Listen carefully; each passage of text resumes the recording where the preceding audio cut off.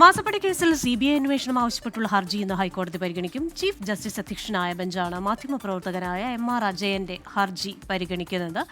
വിശദാംശങ്ങളുമായി കൊച്ചിയിൽ നിന്ന് ചേരുന്നത് റാഫി കരിയമാണ്. Rafi, good morning. ഇന്ന് ഇപ്പോൾ ഈ ഹർജി ഹൈക്കോടതി പരിഗണിക്കുന്നു. അതിൽ CBI അന്വേഷണം ആവശ്യമില്ലെന്ന മുഖ്യമന്ത്രിയുടെയും മകൾ വീണയുടെയും സത്യവാങ്മൂലവും കോടതി ഇന്ന് പരിഗണിക്കുന്നുണ്ടല്ലോ.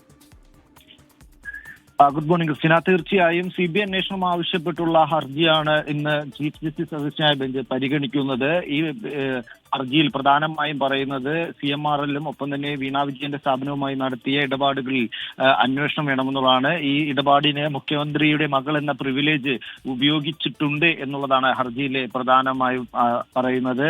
എന്നാൽ ഇതുമായി ബന്ധപ്പെട്ടുകൊണ്ട് മുഖ്യമന്ത്രി പിണറായി വിജയനും ഒപ്പം തന്നെ വീണ വിജയനും സത്യവാങ്മൂലം കോടതിയിൽ നൽകിയിട്ടുണ്ട്. ഈ സത്യവാങ്മൂലത്തിൽ വീണ വിജയൻ പ്രധാനമായും പറയുന്നത് തന്റെ സ്ഥാപനവും CMRLുമായി ബന്ധപ്പെട്ടുള്ള ഇടപാട് നിയമം പാലിച്ചുള്ള ഒരു ഇടപാടാണ്. ഒരു തരത്തിലുമുള്ള പ്രിവിലേജുകളും ഈ ഇടപാടിൽ തനിക്ക് ലഭിച്ചിട്ടില്ല. തന്റെ സ്ഥാപനത്തിന്റെ നടത്തിപ്പുമായി ബന്ധപ്പെട്ടുകൊണ്ട് മുഖ്യമന്ത്രിയുടെ പദവിയോ തന്റെ ഭർത്താവ് മന്ത്രി മുഹമ്മദ് റിയാസിന്റെ പദവിയോ ദുരുപയോഗം ചെയ്തിട്ടില്ല തുടങ്ങിയ കാര്യങ്ങൾ വീണ വിജയൻ നൽകിയ സത്യവാങ്മൂലത്തിൽ പറയുന്നുണ്ട്. ഒപ്പം തന്നെ മുഖ്യമന്ത്രി നൽകിയ സത്യവാങ്മൂലത്തിലും ഈ ഹർജിയുമായി ബന്ധപ്പെട്ടുള്ള കാര്യങ്ങൾ വിശദമായി നൽകിയിട്ടുണ്ട്.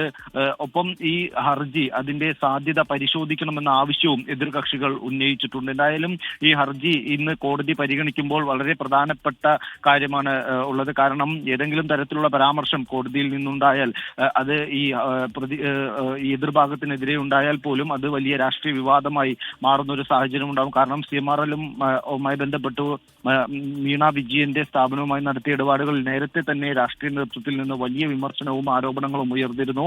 അതിന്റെ കൂടി പശ്ചാത്തലത്തിലാണ് ഇന്ന് ഇത്തരത്തിലൊരു ഹർജി പരിഗണിക്കുമ്പോൾ അത് ഏറെ നിർണായകമാകുന്നത്. ശരി, കൊച്ചിയിൽ നിന്ന് വിവരങ്ങൾ നൽകുകയായിരുന്നു റാഫി കരീം. ഇപ്പോൾ